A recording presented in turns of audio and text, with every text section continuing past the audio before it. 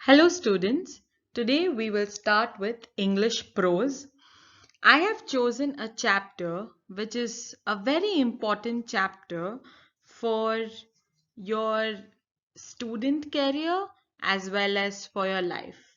So this is lesson number 5, but we will do this first today. A very interesting lesson. As you see the pictures over here, you might identify who this is. Yes, you know who is this? Yes, he is M.K. Gandhi, Mohandas Karamchand Gandhi. He is the father of our nation. English is a language not only to learn the language but also to learn moral values, the value system of human beings, our country, our nation, our world. English being the universal language, we must learn and read habitually. Reading English every day keeps us updated. It improves our vocabulary. Today, I come here with a very interesting story for you, bringing you the stories of the father of our nation, Mahatma Gandhi. Children, aren't all of us so privileged to have a country like India? So, India means what comes to our mind first? Isn't it our own Mahatma Gandhi? And we all children call him Bapuji, and we as well call him Bapuji. He is the father of our nation, and even today on our currency notes we see his picture. Why? Because he is the freedom fighter of our country. He bought independence for our country. What is the meaning of independence? Why do we celebrate August 15th as our Independence Day? This Independence Day is so important for each of us because we are not controlled by anybody. You can learn any subject, you can learn uh, any occupation, you can go anywhere. All kinds of freedom is given to us. When we are controlled by somebody else, we are not independent. So today, let's discuss more about what did Mahatma Gandhi do for our country? Why do we praise him? Why do we love him? So, Mahatma Gandhi was the leader of India's non-violent independence movement against the British rule. All of us know Britishers ruled us for years, and now we are independent from them. We are an independent country. On August 15, 1947, we became independent from the Britishers. So why should we be inspired by Mahatma Gandhi? He was a brave and confident person who followed the path of non-violence. That means ahimsa. Non-violence. He did not want any war to be declared. He did not want many people to lose their lives. If there is a war declared, that means there are many people losing their lives in the war. So he did not want that. He sacrificed his life for the sake of India. He struggled for India. He has written a book called Experiments with My Truth. The book is so important that he writes the whole history of his life and how he came over difficult times. He had enemies around him. So he was a great leader and a favorite hero also. And he is my favorite hero too. And I want Mahatma Gandhi to be all your favorite hero because he has made us free from the Britishers. He has taught us what is simplicity, what is life. So let us get into what Mahatma Gandhi did in his life. He had a very simple living. If you see this picture, you see Mahatma Gandhi in the second picture with a stick and in his dhoti and with the wooden chappal. What do you see? What do you understand by this? Is he wearing suit and is he wearing boots or is he wearing a watch? No. Mahatma Gandhi is the most simple man. Simplicity means Mahatma Gandhi. So we have a hero who is inspiring us like this. So we should be very simple. Education was his prime importance. Children, even today, all your teachers have been doing online classes, but many of them are not studying, are not updating their education. But why? We are sending classes every day. This is the most example that I can give you. You should make the best use of the opportunity. So please go through every chapter every day. Do not waste your time. So now, his very simple living, you can see the stick and you can see his dhoti with the pair of round pair of glasses. So this is very important. A very simple life, a man so simple with abundance knowledge. He practiced as an advocate in South Africa. He studied in the best of universities called Harvard University. So knowledge was his prime target. So as 10th standard students, your prime target must be acquiring knowledge and studying on a daily basis. So next, what is from where was Mahatma Gandhi born? When Mahatma Gandhi was born on October 2nd, we call it as Gandhi Jayanti, and he was born in 1869, and that is the present day it is called Gujarat. He was born in Gujarat, and he soon accepted practice in Bombay. Okay, after that, he went to South Africa for his practice of law. What was the fight? Gandhi studied law and organized boycotts against British institutions. He wanted to free India from the ruling Britishers. So today, the simple living that we learn from Mahatma Gandhi includes the spinning wheel. Do you see the third picture? What is this spinning wheel? Mahatma Gandhi also calls this as charka. Charka. So we call it as chakra also, but in Hindi it's called charka. He represents this to all the men who are in the Indian economy, that is Swadeshi, self-sufficiency. That is, this is the center of work. This center of network will allow growers, that is cotton growers, weavers, distributors, users. It will help the lives of all these people. This charkha will give occupation to so many people. Okay, and it will give a living to them. They can earn out of this.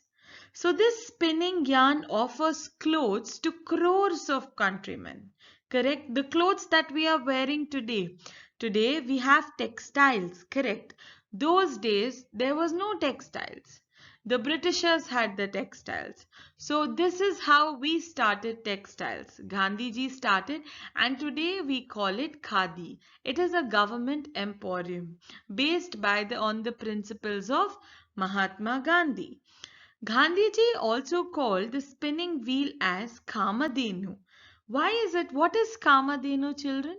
Kamadhenu means cow, because he believed that it could even help our countrymen get the independence.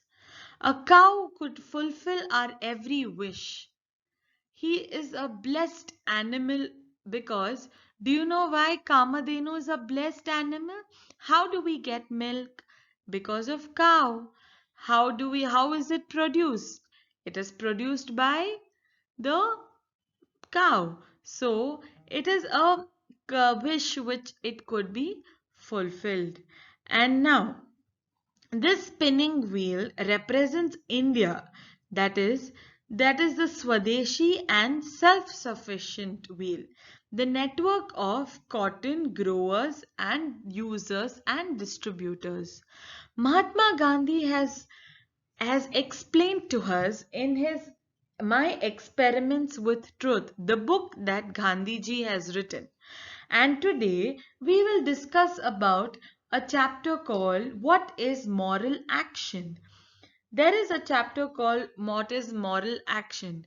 When it comes to moral, we remember a proverb called Honesty is the best policy. Children, do you know that when you have to lie to your parents, how many lies will you say? After one, another two, another eight, another 10. You are building a pile of lies. No, that is not right. To your teachers and your parents, you should always speak the truth. You should always be honest. Honesty is always the best policy, and this is what even Mahatma Gandhi has taught us. Come, let's read the paragraph one by one. Take your English textbook and come to page number 73, and we will read one by one and discuss the chapter in detail. Yes, all of you have your textbooks with you? Yeah. So before that, I want to ask all of you, do you know what is right and what is wrong? Can you tell me what is right and what is wrong? Okay, I will tell you. Tell me whether I am right or wrong. Listening to our parents, listening to our teachers, being respectful, not lying to our elders, respecting our family members, not cheating anybody. What is all this called? All this is called the right actions. What are the wrong actions?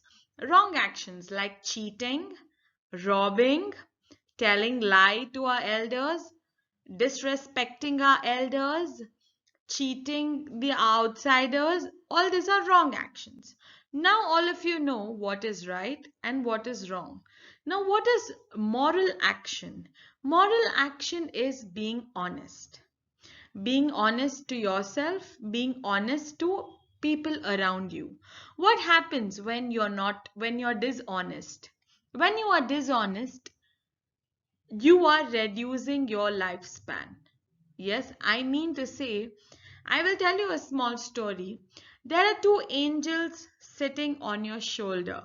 So when you do the right action, the, the angels will give you a tick mark. When you do the wrong thing, when you lie, when you cheat your teachers, when you lie to your teachers, when you don't obey your elders, you don't obey your teachers, the angel will give you a wrong mark.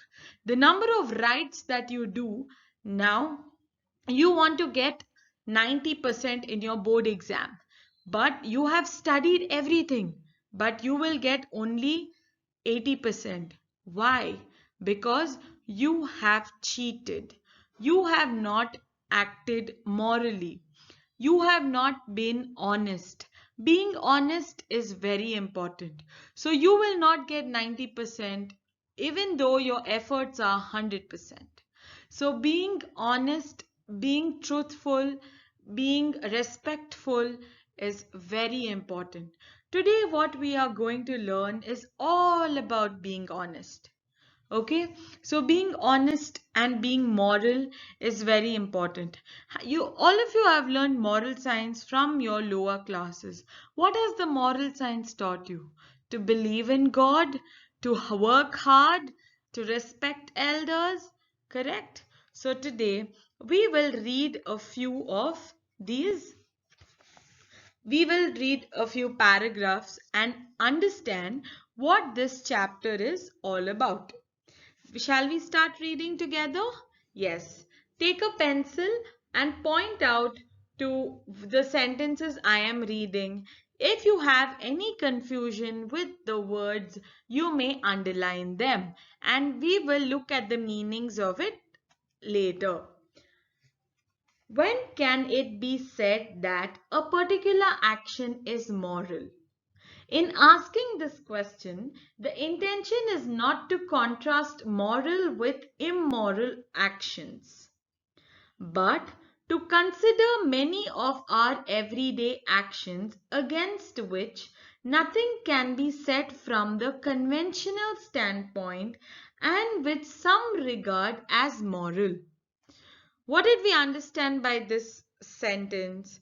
I asked you first, what is moral action, correct? So the the author is asking us, when can it be said that a particular action is moral? That is, what is right, that is moral. Correct? You understood? In asking this question, the intention is not to contrast. What does contrast mean? To compare between moral with immoral actions. The intention of the author, that is Mahatma Gandhi, is not contrast in comparison with moral with immoral actions. Okay, but to consider many of our everyday actions against which nothing can be said from the conventional standpoint and which some regard as moral. Yes, what is a conventional standpoint? We say don't tell lies, don't cheat, don't be don't be rude. All this is conventional standpoints. Everyday actions against which nothing can be said. What is everyday action? You come to school regularly. You must be in school at what time? You have to be at school in school before 8:50. But you come at 9:15 and you say, "Ma'am, I woke up late." No, this again is not a moral action. A moral action must be that you must wake up early in the morning. Okay, so now the next convention is that you have not done your homework. Your moral action should have been you should do your homework yesterday every day. But why didn't you do it? So remember, you must always tell truthful actions and not lie to your elders. Next, let's continue. Most of our actions are probably non-moral. Probably non-moral means they are always not non-moral. We tend to tell lies everywhere. We are not truthful to our own selves. I told you, when we do right deeds, when we are truthful, we get a tick mark. Otherwise, we will get a wrong mark. All this will count in your board exams. Okay? Now, they do not necessarily involve morality. Morality means moral, always being truthful. For the most part, we act according to the prevailing conventions. Yes, we always follow it. If we come late to school, we say we woke up late, there was traffic, I forgot my lunch bag. But this is not right. Moral action is always to follow the right instructions, right command. What is right? You have to be punctual. Punctuality is also a moral action. You understand? Being truthful, being punctual, all this is moral actions. Now, such conventional behavior is often necessary. If no such rules are observed, anarchy would be the result and social intercourse would come to an end. Every time when you come to school, there is somebody to watch you. Who is that? That is your teacher. A teacher is always who will instruct you, who will tell you what is right, what is wrong. So we must follow her orders. If she tells us to learn something, we have to learn. Why is the teacher telling you? For your own good. So, why are we doing online classes? Because you must not waste your time. It must be very productive. You must continue your studies. You must understand this. So, in this way, what does it say? If no such rules are observed, if the teacher does not observe your rules, if you don't do your homework, if you do not come neatly dressed to school, what happens then? Then eh, you will not be very punctual in school. You will start cultivating wrong behavioral patterns. That is wrong action. That is not the right action. You will not be disciplined. So these are the other reasons. You will not understand the meaning of discipline in your school life. The discipline comes as and when you grow. So the resultant society, social intercourse would come to an end. So what happens if everybody does not have bath every day? What happens if you don't come to school on time every day? These are the bad cultivations of a human being. So every action of yours is watched. Every action of yours is watched by your elders. So they are here to correct you. The author Mahatma Gandhi is telling us these actions should be monitored. These actions should be taught to all of us. Yes? Next. Still, the mere observance of custom and usage cannot properly be called morality. Still, the mere observance means just observing you every day. If you come very punctually, neatly dressed, and you have done your homework, everything is done, but still it cannot properly call morality. What is the morality of a student? To study well. If I have given points to remember to write in your classwork, that means you have to write the points to remember and learn. That is morality. But only if you write in your classwork and come, that means you have done your homework but not learnt the points to remember.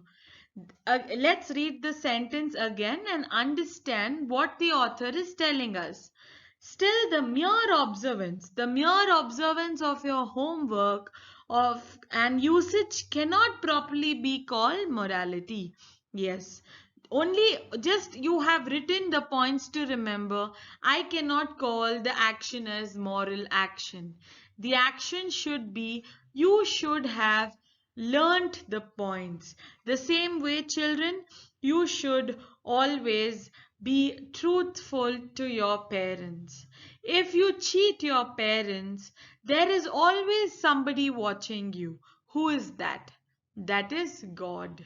God may be in many forms. He might be as your teacher, he might be as nature, he might be sun, he might be moon, he might be the star. We have not seen him, but there is always an energy watching you. Try being very truthful. Try completing work on time. Try working hard. You will always succeed one day. All if you want to be big, big people, right? Who's your role model? Today you will think about who is my role model. Whom do you want to be like when you grow up? You want to be like doctors today who are battling life for COVID 19. You know, all of us are doing online classes because of corona. That is COVID 19. Such a contagious, and it's an invisible disease. We cannot see it. So doctors, I read a quote somewhere. If all the temples are closed today, it is because the gods are wearing a white coat and serving the society. So please, please do it. with truthfulness, have the morality in you. It is our duty as teachers to fill in the moral actions in student, to mold you as good human beings for the society. So in this chapter, we will learn step by step how to be moral, how to learn morality and bring it in us. So for today, we have done the first paragraph. Read it. I have read. We will read now sentence by sentence. You will read and understand the examples that I have given you in briefly. Okay, let's read the paragraph again and try and understand. When can it be said that a particular action is moral? In asking this question, the intention is not to contrast moral with immoral actions, that means right and wrong actions, but to consider many of our everyday actions against which nothing can be said from the conventional standpoint and which some regard as moral. Most of our actions are probably non-moral. That means we are always not being moral to us. We are always trying to tell excuses which is not right. Okay? They do not necessarily involve morality. For the most part, we act according to the prevailing conventions. That means for most of the situations, we act according to the particular situation. If we have robbed 100 rupees from our parents to buy chocolate, we try and say, no, I wanted to buy a book. So what is this? It is immoral actions. Okay? Such conventional behavior is often necessary. Often means such conventional behavior. Our parents will not let us eat chocolate, but still we want to eat chocolate. And we always try telling lie. So honesty is the best policy. Always remember that involves moral action. If no such rules are observed, anarchy would be the result and social intercourse would come to an end. What is social intercourse? Means that every day what regular habits that we are cultivating, that would come to an end. If there is nobody to monitor us, if nobody observes us, we do not follow them. We will forget all our basic disciplines in life. Still, the mere observance of custom and usage cannot properly be called morality. I told you, only by doing homework does not mean you have completed your homework. That means you have to learn the lesson well. You have to understand the lesson well. The same way, just by saying the truth will not give any outcome. We have to analyze what we are doing is right or wrong. For today, we will stop here. We will continue this English chapter next time. So next, what are we going to do is we will go paragraph by paragraph and understand what MK Gandhi wants to tell us in this chapter. Underline the difficult words and learn the spellings. Learning spellings at 10th standard is very important. You should not make mistakes. Okay? Learn the spellings and read it. Read the paragraph repeatedly. Only then you can improve your vocabulary skills. Okay? Thank you.